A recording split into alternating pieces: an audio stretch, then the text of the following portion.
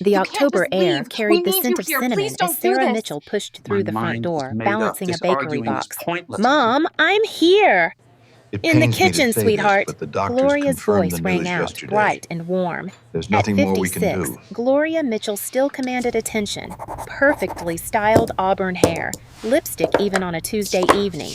She pulled Sarah into a hug that smelled like Chanel Thank you for number taking 5 these and notes. vanilla. I think this was a Your very father's in productive the living session. room. It was. Isabella and Brian I'll should be here circulate the soon. summary shortly. Sarah's stomach tightened. Isabella's coming? I thought this was just dinner. We haven't all been together in a while. Gloria waved dismissively, already pulling plates from the cabinet.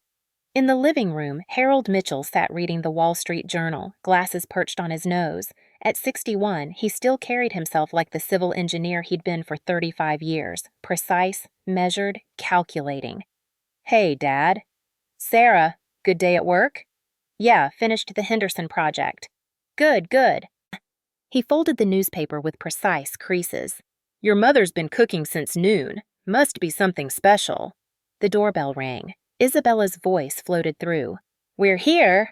Sarah's older sister glided in, blonde hair in perfect waves, cream cashmere sweater, designer jeans. At 32, Isabella had mastered looking both approachable and untouchable. Behind her, Brian Thompson wore his usual smugly confident smile. They settled in the living room, Harold and Gloria on the worn leather sofa, Isabella and Brian on the love seat, Sarah in the armchair across. The conversation started innocently. Gloria asked about Sarah's design work. Isabella mentioned a new farmer's market. But Sarah noticed things. The way Isabella kept glancing at the clock. How Brian deflected questions about his job. The loaded glances her parents exchanged. Harold cleared his throat. The room went quiet. We need to discuss something important about the future. Gloria leaned forward, wearing her difficult news expression. We've been thinking about estate planning. We want everything clear.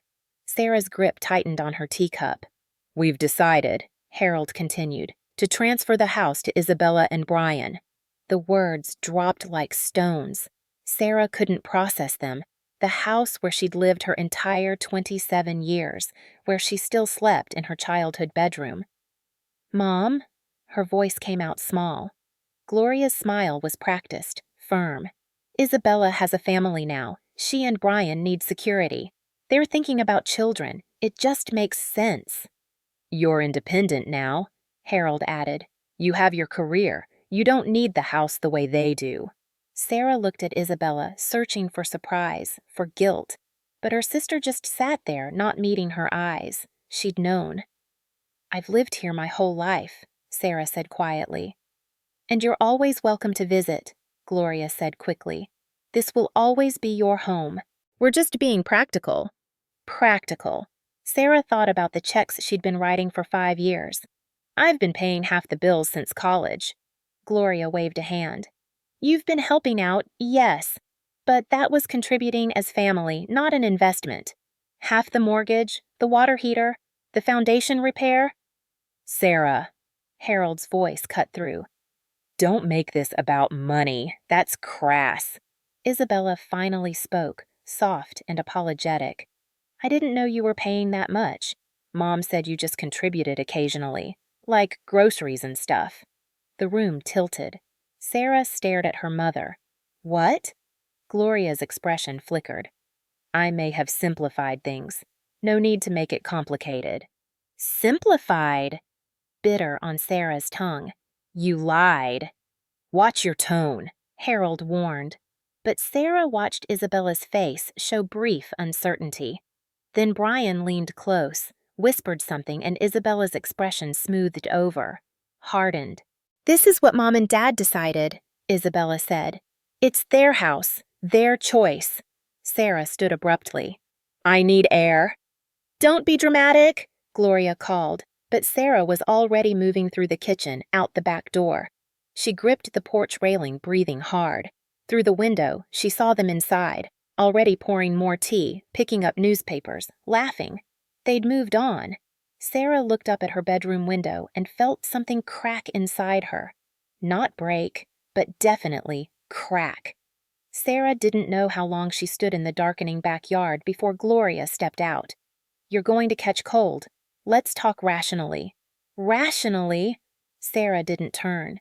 Is that what we're calling it? This is about family, doing what's best for everyone. Everyone except me. That's not fair. Do you know what Isabella and Brian are dealing with? Starting a family, finding the right place? In my house. It's not your house. Hard. Final. It's your father's and mine. Sarah turned to face her mother. 5 years of contributions, thousands of dollars, and you didn't think to tell me this was being discussed? Gloria sighed, long suffering. We didn't tell you because we knew you'd react like this. Making it about money, making yourself the victim. I'm trying to understand how my family made a decision about my life without including me. Your life? Gloria's eyebrows rose. Sarah, you're 27. It's time to build your own life. Isabella needs stability. You have it. And I don't need you anymore? You're strong, capable. Isabella needs more support. She always has. There it was, the truth underneath everything. When did you decide? Sarah asked quietly. A few months ago. Months! Sarah laughed bitterly. You've been planning this for months. We've been planning for your sister's future. Gloria reached out. Sarah stepped back. This isn't about loving one more. Isabella needs this house more than you do. Because she's married. Because she's building a family. Gloria's patience thinned. Because she's in a different stage. Because she's always been your favorite. The words fell out. Childish, petulant, but true. Gloria's face went cold. That is completely unfair. I love both daughters equally. But you don't respect us equally. After everything we did raising you, yes, you should be proud of your independence. Maybe if Isabella had that, she wouldn't need our help now. The admission slipped out, and Gloria knew it. For a moment, Sarah saw worry behind the decision. Something was wrong with Isabella and Brian, but Harold appeared. Gloria, come inside. We're discussing now. Gloria shot Sarah a last look, frustration and maybe regret, then went inside. You coming? Harold asked. In a minute. He paused at the door. This makes sense for the family structure. Try to see the bigger picture. The door clicked shut. Through the window, Sarah watched her family resume their evening. Isabella showed Gloria something on her phone, both smiling. Brian talked with Harold. Normal. They looked so normal. They'd already moved past it, decided, finished. She was the only one still standing in the wreckage. Sarah sat in her car for 20 minutes, gripping the steering wheel, watching the warm living room glow. At 9:47, Isabella and Brian emerged, laughing. They drove away in Brian's BMW. Sarah finally drove to her studio apartment, tiny, temporary for 3 years now. She dropped her bag and stood in the middle of her living room/everything space, feeling untethered. Her phone buzzed. Gloria, please don't be upset. This is the right thing. Love you. Love you. 2 words supposed to make everything okay. Sarah opened her laptop and started a list. Things I've paid for. Monthly utilities, property tax, water heater, foundation repair, roof, HVAC, plumbing, windows, appliances, maintenance. She stared at the total. $110,800. $110,000 over 5 years. The tears came, hot, angry. The worst part wasn't the money. It was the erasure. 5 years reduced to helping out. 5 years of sacrifices, skipped vacations, old car, same clothes, ramen dinners, to keep that house standing. And they'd given it away. At 11:00 p.m., Sarah drove back. Harold answered in his bathrobe, annoyed. Sarah, it's late. I need to talk to you and Mom. This is not the time. When is? She pushed past. Gloria came downstairs in curlers and night cream. Sarah, what? I've paid $110,000 into this house. Sarah's voice shook. Over 5 years. Documented. You can't just give it away like I don't exist. Harold's expression hardened. Lower your voice. I don't care about the neighbors. How can you act like I'm nothing? Gloria descended carefully. You're being hysterical. Don't minimize this. I've given everything, and you're handing it to Isabella like I'm a stranger. After we raised you, gave you everything, you're going to make us feel guilty? Count every dollar? Gloria's voice rose. You do owe me honesty, respect. Your life? Harold stepped forward. This is our house. You contributed as an adult child. That doesn't give you ownership. A child's duty is to help parents, Gloria added coldly. It's not a transaction. Right now, you're being incredibly selfish. Selfish? Yes. Your sister needs this. She has a husband starting a family. You always loved her more. The words burst out, desperate. That's untrue and unfair, but right now, one daughter is thinking about family. The other is screaming about money. Sarah saw a stranger in this woman who'd raised her. We're done discussing this. Harold's final tone. Our decision is made. Accept it. Move forward. Sarah laughed hollowly. Just accept being erased. Drama, Gloria muttered. Always so dramatic. A door opened. Isabella appeared upstairs in a bathrobe. She'd stayed over. What's going on? Soft, concerned, performative. Your sister is having a tantrum, Gloria said. Sarah looked up at Isabella. Did you know about what I'd paid? Isabella descended slowly. Sarah, Did you know? Mom told me you helped with some expenses. I didn't know it was that much, but this isn't about money. It's about family. Then give me a reason not to fight. Isabella's face showed a flash of guilt, then smoothed. I'm not apologizing for accepting a gift from my parents. Sarah turned to her parents. This is your final decision? Yes, Harold said. Then you've made your choice, and I'll make mine. She walked to the door, movements mechanical. Isabella called out, Sarah, wait! But Sarah didn't wait. The door closed behind her with a soft click.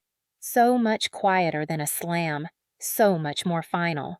In her car, hands on the steering wheel, Sarah stared at the glowing windows. Inside, they were probably discussing her tantrum, reinforcing their narrative. But something had crystallized. She'd done it wrong, led with emotion instead of strategy. Let them make her hysterical instead of wronged. She wouldn't make that mistake again. Sarah opened her phone to a new note. Game plan. The person who plans wins, and she was done being quiet. Sarah called in sick the next morning, first time in 3 years. She sat at her kitchen table building her case like a design pitch. By 10 a.m., 5 years of bank statements. By noon, a color-coded spreadsheet. By 2 p.m., every receipt scanned. Total contribution. $110,800 added value through labor. $15,000, $20,000. Total invested. $130,000. Her phone rang. Rachel Davis. You haven't answered texts all morning. What's going on? Sarah's voice broke, trying to speak. Can you come over? Already in my car. 15 minutes later, Rachel pushed through with coffee and banh mi. She looked at Sarah's face and set everything down. Talk. Sarah told the whole story. Rachel listened, expression darkening. Your family is gaslighting you. This is textbook financial abuse. They're my parents.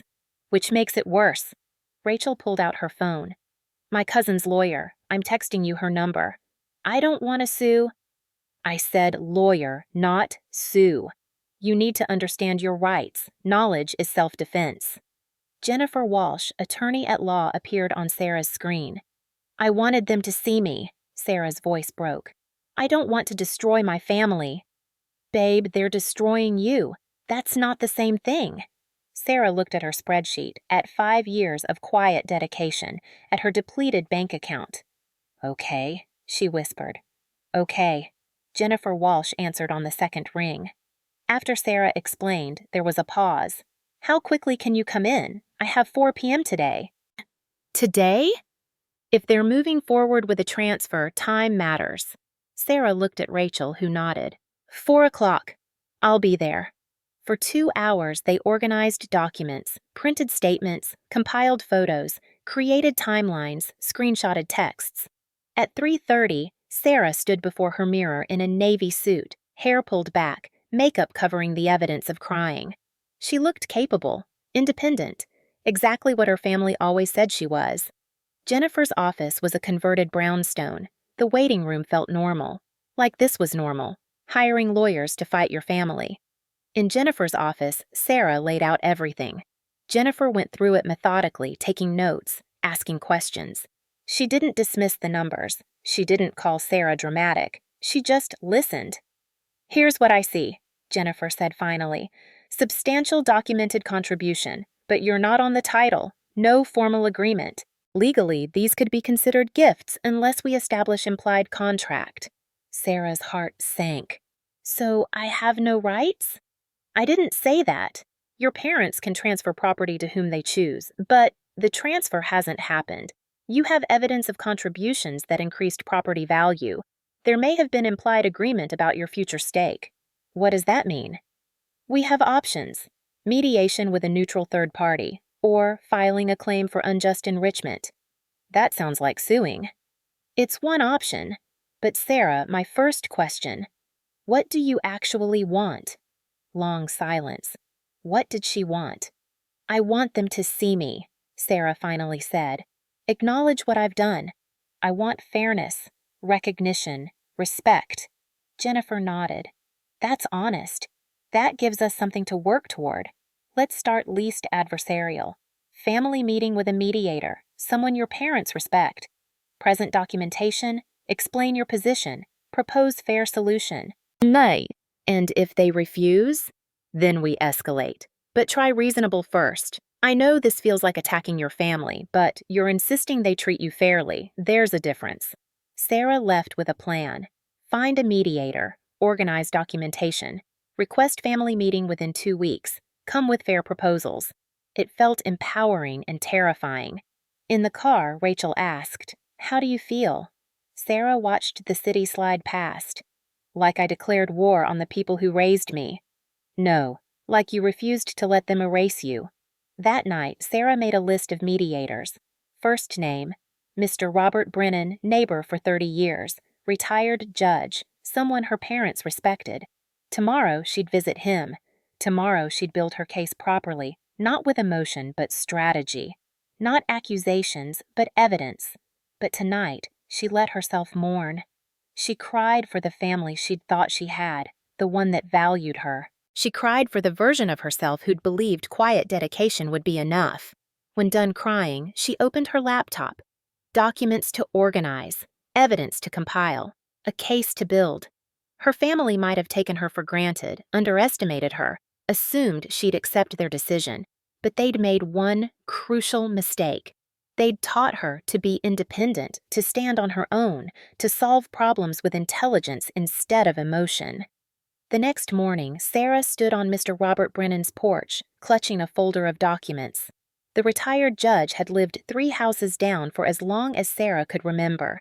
A tall man with silver hair and kind eyes who'd presided over the county court for 30 years before retiring. He answered the door in a cardigan, reading glasses hanging from a chain around his neck. "Sarah Mitchell, this is a pleasant surprise." "Mr. Brennan, I'm sorry to bother you, but I need advice. Or maybe help. I'm not sure which." He studied her face for a moment, then stepped aside.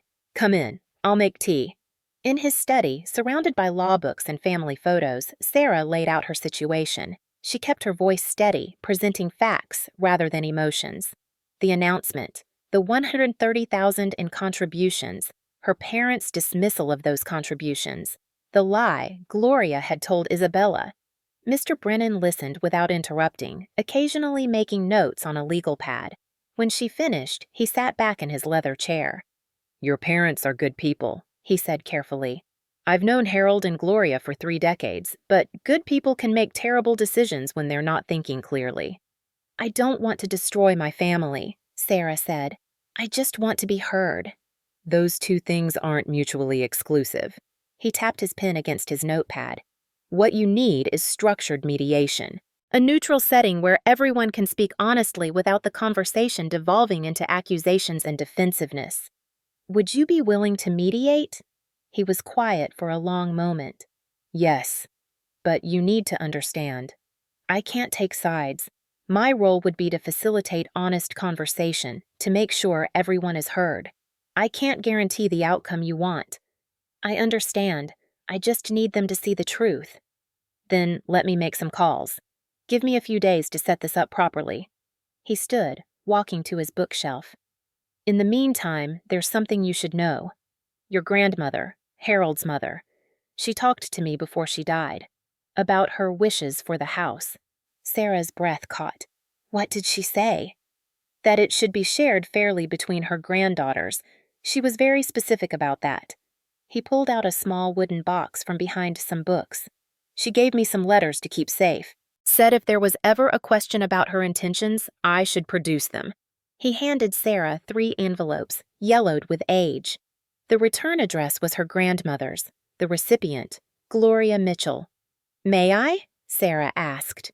They're part of the family record now. You have a right to know. Sarah opened the first letter, dated 6 years ago, 2 years before her grandmother died. Dear Gloria, I know we've had our differences, but I want to be clear about my wishes for the house. When Harold and I are both gone, that property should be divided fairly between Sarah and Isabella, not given to one and not the other. Both my granddaughters deserve security and recognition. I've seen how hard Sarah works, how much she gives without asking for anything in return. Don't let her dedication be taken for granted. And don't let Isabella's marriage make you forget that Sarah is equally deserving of support and inheritance. Please honor this wish. It's important to me. With love, Margaret. Sarah's hands trembled. Her grandmother had known, had seen, had tried to protect her. Did my parents know about these letters? Your grandmother showed them to Harold. He agreed at the time, said of course both daughters would be treated fairly. Mr. Brennan's expression was grave. People forget their promises when it's convenient. Sarah felt something shift inside her. This wasn't just about her contributions anymore. This was about a promise broken, a mother's dying wish ignored. Can I use these in the mediation? That's your decision, but Sarah... He leaned forward. Don't use them as a weapon. Use them as a mirror, to show your parents who they've become versus who they meant to be. She carefully placed the letters back in their envelopes. When can we schedule the meeting? I'll call your parents today. We'll aim for next week. As Sarah left, Mr. Brennan called after her. One more thing. Bring someone with you. Someone who knows the full story and can speak objectively. You'll need an ally in that room. Sarah immediately thought of Eric Mitchell, her cousin, a social worker trained in family mediation and someone who'd always been scrupulously fair. She pulled out her phone and called him. Sarah, everything okay? No, but I'm trying to make it right. Can we meet for coffee? 3 days later, Sarah sat across from Eric at a downtown cafe, explaining everything. Her cousin listened with the same careful attention he brought to his work, taking notes, asking clarifying questions, never judging. I've actually noticed some things, Eric said slowly when she finished. At the last family gathering, Isabella pulled me aside. She seemed stressed, asked if I knew anything about quick ways to access home equity. Sarah's stomach dropped. When was this? 2 months ago. She made me promise not to mention it. He looked uncomfortable. I probably shouldn't be telling you this, but given what you've just told me, I think there's more going on than any of us know. Like what? I don't know. But people don't ask about emergency equity loans when everything's fine. He stirred his coffee thoughtfully. I'll come to the mediation. But Sarah, you need to be prepared. Sometimes when you turn over rocks, you find things you weren't expecting. The mediation was scheduled for the following Tuesday at Mr. Brennan's house. Neutral ground. 6 p.m. Attendance: Harold, Gloria, Isabella, Brian, Sarah, Mr. Brennan, and Eric.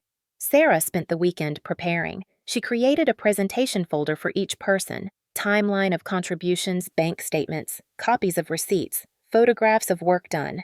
Everything documented, organized, irrefutable. Sunday night, she barely slept. Monday at work, she couldn't concentrate. Tuesday, she left the office early, changed into professional clothes, and drove to Mr. Brennan's with her heart hammering. She arrived first. Mr. Brennan had arranged his living room like a conference space. Chairs in a circle, water glasses on the coffee table, box of tissues discreetly placed nearby. "Remember," he said quietly, "stay calm, present facts, let the evidence speak for itself." Eric arrived next, giving Sarah a reassuring squeeze on the shoulder. Then her parents, Harold looking stern and uncomfortable, Gloria with her chin up, defensive before anything had even begun. Finally, Isabella and Brian. Her sister looked tired, dark circles under carefully applied makeup. Brian's usual smugness seemed forced, his jaw tight. They sat. The circle felt like a courtroom. Mr. Brennan cleared his throat. "Thank you all for coming. We're here because Sarah has raised concerns about the planned property transfer. This isn't a legal proceeding. It's a family conversation facilitated by a neutral party. Everyone will have a chance to speak. Everyone will be heard. The goal is understanding, not winning." He turned to Sarah. "Would you like to begin?" Sarah's hands shook as she picked up her presentation folder. She'd practiced this speech 50 times, but her voice still wavered as she began. "I'm not here to attack anyone. I'm here because I need my family to see me." She passed out the folders. "Over the past 5 years, I've contributed approximately $130,000 to the house through direct payments, repairs, and improvements. It's all documented here." Gloria started to speak. Mr. Brennan held up a gentle hand. "Let her finish, please." Sarah continued, walking them through the timeline. The foundation repair she'd co-signed for, the new roof after the storm, the HVAC system, the utilities month after month, year after year. Her voice grew steadier as she spoke, the facts anchoring her. "I'm not saying I own the house. I'm saying I've invested in it, financially and emotionally, believing it was my home too. When you decided to transfer it to Isabella without even telling me, you didn't just give away a property. You erased 5 years of my life." Harold's face was stone. Gloria's lips pressed into a thin line, but Isabella was looking at the documents, her expression shifting from defensive to uncertain. "We appreciate what you've done," Gloria began, her voice tight. "But as we've explained, those were contributions, not—" "Aunt Gloria, Uncle Harold," Eric interrupted quietly. "May I say something?" They looked surprised but nodded. Eric set down his folder. "I need to be honest about something. 2 months ago, Isabella asked me about accessing home equity quickly. She seemed really stressed about it." He looked at Isabella. "I'm sorry to bring this up, but it's relevant." Isabella's face went white. Brian shifted in his seat. "That's private," Brian said sharply. "Not when it affects a family decision," Eric said firmly. "Isabella, what's really going on?" The room fell silent. Isabella's carefully maintained composure cracked. Her eyes filled with tears. "We're in trouble," she whispered. "Financial trouble." "Isabella." Brian reached for her arm. She shook him off. "No, I'm done lying." She looked at her parents. "Brian lost his job 8 months ago. Not recently." 8 months. "We have $67,000 in credit card debt. We've been lying to everyone because Brian's too proud to admit he got laid off." Gloria gasped. Harold sat forward. 8 months? You told us Brian got promoted?" "I lied," Isabella said, tears streaming now. "We've been barely making minimum payments. We're drowning. When you offered the house, it felt like a lifeline. We could take out a home equity loan, pay off the debts." "Wait," Sarah's voice cut through. "Mom and Dad offered? You didn't ask for it?" Isabella nodded miserably. "Mom suggested it about 3 months ago. Said it would be better for everyone, that you didn't need it because you were independent." Sarah turned to Gloria. "You knew they were in debt." Gloria's face flushed. "Isabella came to me in confidence. I was trying to help my daughter." "By taking from your other daughter?" Sarah's voice rose despite herself. "By lying about my contributions so Isabella wouldn't feel guilty?" "I didn't lie," Gloria protested. "I simplified." "You lied," Sarah stood. You lied to Isabella. You lied to me. You manipulated this entire situation. Don't you dare judge me! Gloria stood too, face red. You have no idea what it's like trying to hold this family together, trying to help both of you. By choosing one over the other? By doing what needed to be done? Enough! Harold's voice cracked like a whip. He stood slowly, face pale. Everyone sit down. Now. They sat. The silence was suffocating. Harold looked at Gloria for a long moment, then at Isabella, then at Sarah. When he finally spoke, his voice was quiet, almost defeated. There's more. Things you don't know. He took a shaky breath. Your mother has a gambling problem. She's been hiding it for 3 years. The room exploded. Harold! Gloria's voice was sharp with panic. They deserve the truth, Harold said heavily. All of it. We owe them that much. Sarah felt like the floor had dropped out beneath her. What? Online poker, Harold said quietly. Started small. Got out of control. We've lost nearly $40,000 over the past 3 years. I've been covering it, paying off secret credit cards, taking out loans. Gloria was crying now, mascara streaming down her face. I tried to stop. I went to meetings. When Isabella told us about their debt, Harold continued, your mother saw a solution. Transfer the house to them. We live there rent-free. They take out equity to pay their debts, and we all stay together. Everyone's problem solved, he laughed bitterly. Except we never asked what it would cost you, Sarah. The revelations hung in the air like smoke.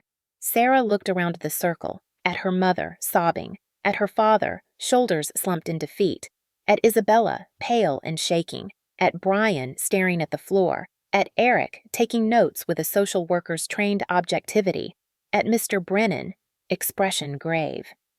This isn't a house problem, Sarah said finally. This is a honesty problem. Isabella looked up, meeting her eyes for the first time. I didn't want this. I swear, Sarah, I didn't know Mom had lied to me about what you'd contributed. If I'd known, would you have said no? Sarah asked quietly. Isabella was silent. That's what I thought. Mr. Brennan cleared his throat gently. I think we need to take a break. This is a lot for everyone to process.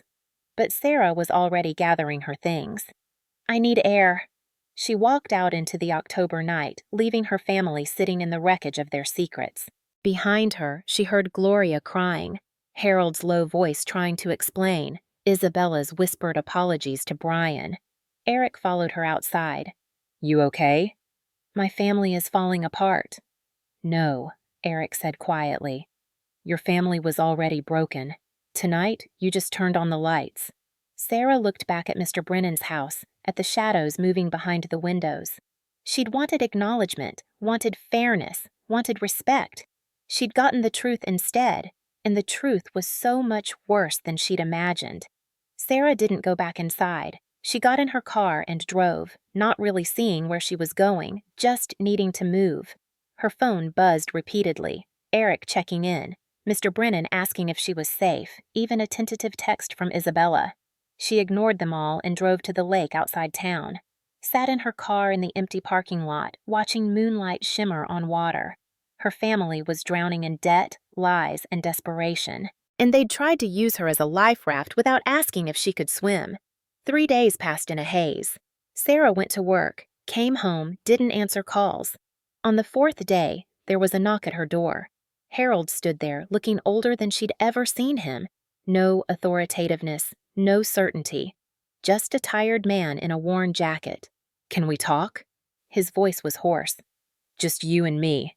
Sarah almost said no, almost closed the door.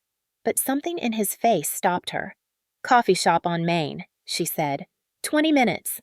They sat across from each other in a corner booth, steaming cups between them. Harold wrapped his hands around his mug like he was cold. Your mother is getting help, he said finally. Real help this time. Therapist, Gamblers Anonymous, the whole program. I'm making her accountable. Good. I should have done it years ago. I thought I could fix it myself. Thought I could keep it contained. He looked at his coffee. I was wrong about a lot of things. Sarah waited. "Your grandmother's letters," Harold said. "Brennan told me you saw them. I did promise her. I promised the house would be shared fairly between you and Isabella." His voice broke. "I forgot that promise when it was inconvenient, when I was desperate and scared and thought I could solve everything with one decision." "Why didn't you just ask me?" Sarah's voice was quiet but sharp.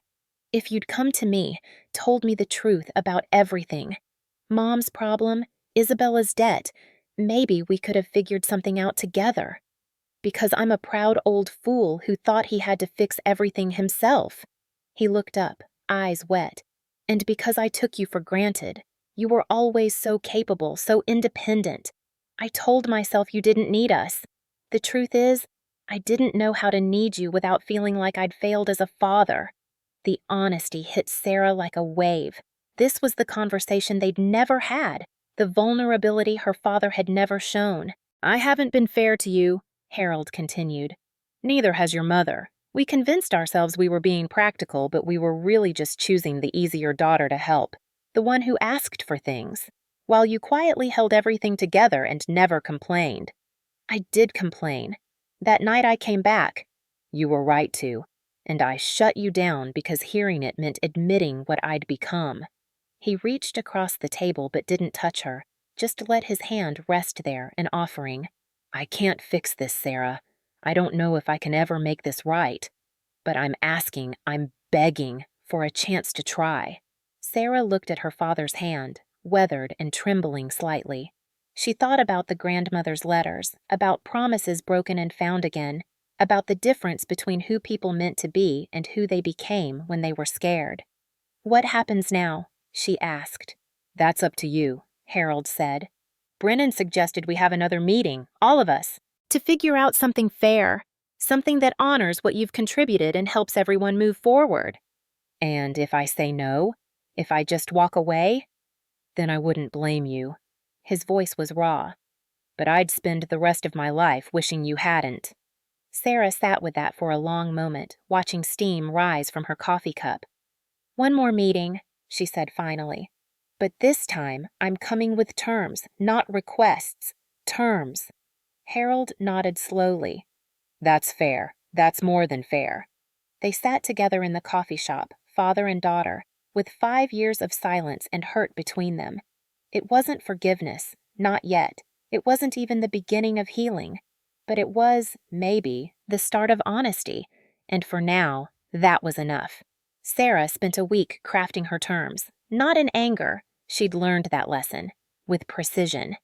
With the same careful attention she brought to her design work, she mapped out what fairness actually looked like. Jennifer Walsh reviewed the document, made a few legal suggestions, and nodded approvingly. "This is smart, reasonable but firm. It protects your interests without being punitive." "I don't want to punish them," Sarah said. "I just want to be seen." "Then this will do exactly that." The second mediation was scheduled for the following Sunday at Mr. Brennan's house. This time, Jennifer would attend as Sarah's legal counsel, not to threaten, but to ensure any agreements were properly documented. Sarah arrived early again, wearing the same navy suit, but feeling entirely different. Not nervous, not angry, just clear. Her family filed in, Harold subdued, Gloria with red-rimmed eyes but sober-faced, Isabella pale and quiet, Brian visibly uncomfortable. Eric took his place as neutral observer.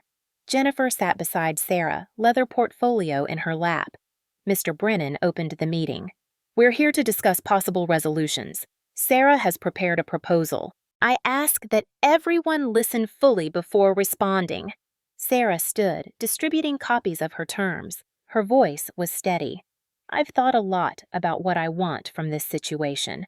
Not what I'm entitled to legally, Jennifer can speak to that, but what I can live with, what allows me to move forward with dignity." She outlined her proposal. Option 1, the house is sold. Proceeds split 60% to Sarah, 40% to Isabella, reflecting documented contributions and the equity built through Sarah's payments. Option 2, the house remains in Harold and Gloria's names. A formal trust is established that upon their passing, the house will be sold and proceeds split 50-50 between the sisters. Sarah receives a promissory note for $89,000, the direct monetary contributions she can document, to be paid over 5 years, interest-free. Additional terms, both options. Gloria continues professional treatment for gambling addiction with documented attendance at GA meetings. Family counseling for all parties, minimum 6 months. If Isabella and Brian need temporary housing, they can stay in the house for up to 1 year while getting their finances stable, but then must find their own place. Complete financial transparency from all parties moving forward. These aren't punishments, Sarah said, looking at each of them. They're boundaries. They're what I need to trust this family again. Silence filled the room. Gloria wiped her eyes. Harold studied the document carefully. Isabella stared at her copy without seeming to see it. Finally, Harold spoke. "This is more than fair, more than we deserve." "Uncle Harold," Eric interjected gently, "it's not about deserving. It's about respect and acknowledgement." Brian cleared his throat. "The first option, selling the house, that would displace Harold and Gloria. They could use their share to buy something smaller," Jennifer said neutrally. "Or rent. There are options." "I'd prefer the second option," Harold said quietly. "This is still our home. We'd like to stay if possible." Sarah nodded. "Then we'd need the promissory note legally documented, monthly payments starting next month." "Of course," Harold agreed immediately. Gloria spoke for the first time, voice hoarse. "The counseling? All of us?" "All of us," Sarah confirmed. "This isn't just about property. It's about how we treat each other. That needs work from everyone." Isabella had been silent throughout, hands clasped so tightly her knuckles were white. Now she looked up, eyes swimming with tears. "Can I say something?" Mr. Brennan nodded. Isabella took a shaky breath. "I need to tell you all something. I should have said it earlier, but—" She looked at Brian, who gave her a barely perceptible nod. "I'm pregnant." The room went still. 3 months, Isabella continued, tears spilling over. "We found out right before all this started. It's part of why we were so desperate about the money, why Brian was too proud to admit he'd lost his job. We were scared. We are scared." Gloria reached for her daughter's hand. "Oh, sweetheart. No, Mom. Listen." Isabella pulled her hand back. "I can't use this as an excuse. I can't let you use it as an excuse. Yes, we're having a baby. Yes, we need stability. But that doesn't make it okay to take what Sarah built. It doesn't make the lies okay." She turned to Sarah, face crumpling. "I knew. Maybe I didn't know all the numbers, but I knew you'd contributed a lot. And I convinced myself it was fine because Mom said you didn't need it. Because I needed it more. Because I was starting a family." She sobbed. "I was so scared and desperate that I let myself take from my sister. And I'm so, so sorry." Sarah felt her own eyes sting. This was the apology she'd needed. Not practiced, not performative, but raw and real. "I don't know if you can forgive me," Isabella whispered, "but I'm asking you not to let my baby suffer for my mistakes. Not to let what I did destroy whatever chance we have at being a family." The manipulation attempt was almost invisible. Almost. The plea for the baby. The emotional weight. Sarah saw it clearly now, even if Isabella didn't mean it that way, but she also saw something else. Genuine fear, genuine remorse, and the same desperate scrambling Sarah had felt her whole life trying to keep this family together. "Your baby won't suffer," Sarah said quietly. "That's what the terms are for. You can stay in the house for a year, get back on your feet, find stability. But Isabella, this child deserves to grow up in a family that values honesty. That's what we're building here." Isabella nodded, crying too hard to speak. Brian finally found his voice. "We'll sign whatever you want. The year timeline, the counseling, all of it. We'll make it right." "Making it right takes more than signing papers," Sarah said. "It takes showing up, being honest, doing the work." "We will," Brian said. "I promise we will." Mr. Brennan intervened gently. "I think we should take a short break. This is emotional for everyone. We can reconvene in 15 minutes to finalize details. During the break, Sarah stood in Mr. Brennan's backyard, breathing in the cool November air. Eric joined her, hands in his pockets. "You okay?" he asked. "I don't know." Sarah wrapped her arms around herself. "A few weeks ago, I wanted justice. Now I'm not sure what I want anymore." "That's growth," Eric said. "Justice and revenge look similar from a distance, but they're not the same thing. What you're doing in there, that's justice. It's messy and complicated, but it's real. Is it enough, after everything they did?" "Only you can answer that." Eric turned to face her. "But I'll tell you what I see. A woman who could have destroyed her family and chose not to, who could have walked away and chose to stay, on her terms. That takes strength most people don't have." When they returned inside, Jennifer had drafted the agreement on her laptop, ready to be signed once everyone agreed to final terms. They went through each point carefully. Harold would make payments of $1,483 per month for 60 months. Gloria would provide proof of GA attendance monthly. Family counseling would begin within 2 weeks. Isabella and Brian could stay in the house until their baby was 6 months old, giving them 9 months total to find their own place and stabilize their finances. "Before we sign," Mr. Brennan said, "I want everyone to understand what this agreement represents. It's not just a legal document. It's a commitment to a new way of being family to each other. Are you all prepared to honor that?" Harold spoke first. "Yes, we are." Gloria nodded, wiping her eyes. "We are." Isabella looked at Brian, then at Sarah. "We are." Sarah picked up the pen, then paused. "I need to say something first." Everyone looked at her. "This isn't forgiveness," Sarah said clearly. "Not yet. Forgiveness takes time, and I don't know if I'll get there. What this is a choice. I'm choosing what I can live with. I'm choosing to give us all a chance to be better than we've been. But I'm also choosing to protect myself." She looked directly at her mother. "Mom, if you relapse, if you gamble again, I walk away. No discussion." Gloria's face went white, but she nodded. "Isabella, if you and Brian try to manipulate this situation again or use your baby to guilt me into anything else, I walk away." Isabella swallowed hard. "Understood. Dad, if you dismiss me again, if you make me feel like I'm the problem for having boundaries, I walk away." Harold met her eyes. "You won't have to." "I hope not." Sarah's voice softened. "Because despite everything, I love you, all of you, and that's why this hurts so much. But love without respect is just another form of erasure." She signed the document. One by one, the others followed. Jennifer witnessed and dated it, making copies for everyone. As they prepared to leave, Isabella approached Sarah hesitantly. "Can I hug you?" Sarah stiffened, then made herself breathe. "Not yet, but maybe someday." Isabella's face crumpled, but she nodded. "Okay, that's fair." In the parking lot, Harold stopped Sarah before she could get in her car. "Thank you," he said simply, "for not giving up on us." "I'm not sure I haven't," Sarah admitted. "We'll see." "That's all I can ask." He paused. "Your grandmother would be proud of you. The way you handled this, with dignity instead of destruction. That's her legacy in you." Sarah felt tears threaten but held them back. "I hope so." She drove home to her tiny apartment, document in hand, and sat on her couch in the dark. She'd gotten what she asked for: acknowledgement, fairness, boundaries. So why did she feel so empty? Her phone buzzed, a text from Rachel. "How did it go?" Sarah typed back. "They signed. It's done."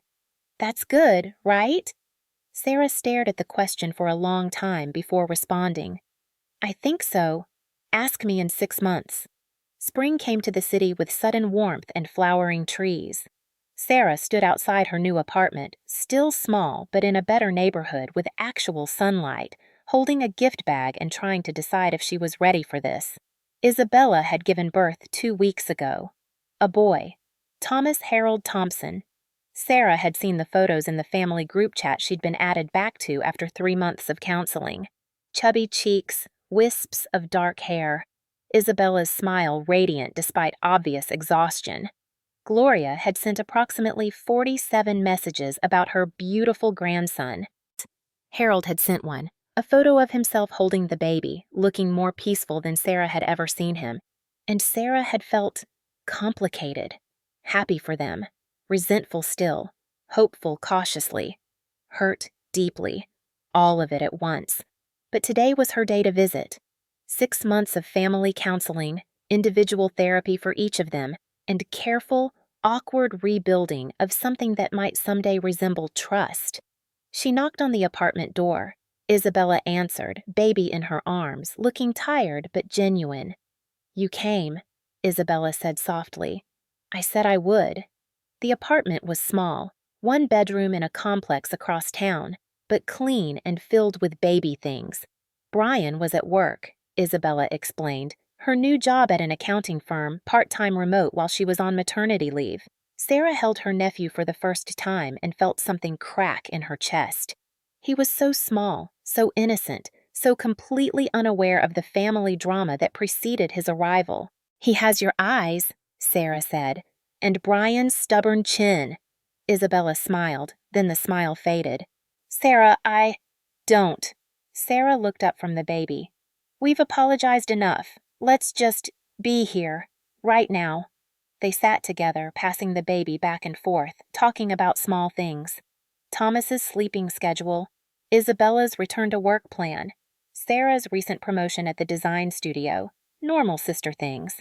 After an hour, Sarah handed back the baby. "I should go, but Isabella?" "Yeah? I'm glad he's healthy, and I'm glad you're doing better." Tears filled Isabella's eyes. "We are. Brian's been going to a men's group for the gambling thing. It runs in his family, too. He's learning. We're actually talking about money instead of hiding from it, and She paused. "I'm trying to be the kind of mother who teaches honesty, even when it's hard." "That's all any of us can do." At her parents' house later that week, Sarah stopped by for the monthly check-in that was part of their agreement. Harold handed her an envelope, month 6 payment, exactly $1,483. On time, as they'd all been. "I want to show you something," Gloria said, producing a small folder, her GA attendance logs. 6 months of meetings, 3 times a week, a sponsor's contact information, a therapist's letter confirming continued treatment. "I'm proud of you, Mom," Sarah said, and meant it. Gloria's eyes filled. "That means more than you know." Over dinner, just the 3 of them, like old times but entirely different, they talked carefully. Harold mentioned his retirement plans. Gloria talked about her new hobby, watercolor painting, something her therapist suggested to keep her hands busy. Sarah shared about her work. It wasn't comfortable, but it was honest. As Sarah left, Harold walked her to her car. "Do you think you'll ever forgive us?" Sarah looked back at the house that had caused so much pain, so much revelation, so much necessary destruction of comfortable lies. "I'm working on it," she said. "Every day, I'm working on it. That's all we can ask." Sarah drove away, watching the house disappear in her rearview mirror. Her phone buzzed, the bank notification she'd set up. Month 6 payment received and cleared. She pulled over and sat for a moment, hands on the wheel. 6 months ago, she'd wanted acknowledgement. She'd gotten it, along with so much more she hadn't bargained for. Her family's secrets, their brokenness, their desperate attempts to hold things together by breaking other things apart. She'd wanted to be seen. And now she was, really, seen. Not as the easy daughter, not as the independent one who didn't need anything, but as a whole person with needs and boundaries and the right to be respected. Was it enough? She didn't know yet. Some days she felt strong, empowered by the boundaries she'd set. Other days she felt lonely, mourning the family she'd thought she had. Most days she felt both. Her phone buzzed again, a text from the family therapist. "Don't forget, group session Thursday at 6. Sarah typed back, "I'll be there." She started her car and headed home. Not to the house where she'd grown up, not to the family that had taken her for granted, but to her own space, her own life, built on her own terms. It wasn't the ending she'd imagined 6 months ago. There was no triumphant victory, No complete reconciliation, no moment where everything suddenly felt okay. But there was honesty. There were boundaries. There was slowly rebuilding trust through consistent action rather than empty promises. There was her nephew, who would grow up seeing his aunt advocating for herself instead of disappearing into the background. There was her mother, fighting her addiction with the kind of determination Sarah had once poured into holding the family together. There was her father, learning to be vulnerable instead of authoritative. There was her sister, learning that love sometimes means respecting someone else's pain instead of asking them to get over it. And there was Sarah, learning that dignity isn't about winning or losing. It's about knowing your worth and insisting others recognize it too. She pulled into her parking space, grabbed her bag, and walked toward her apartment. The evening light slanted golden across the building. Somewhere inside, her small space waited. Not much, but hers. Really hers. Sarah smiled, just slightly. Not happily ever after, but honestly ever after. And for now, that was enough. Hoak Family Drama Screenplay.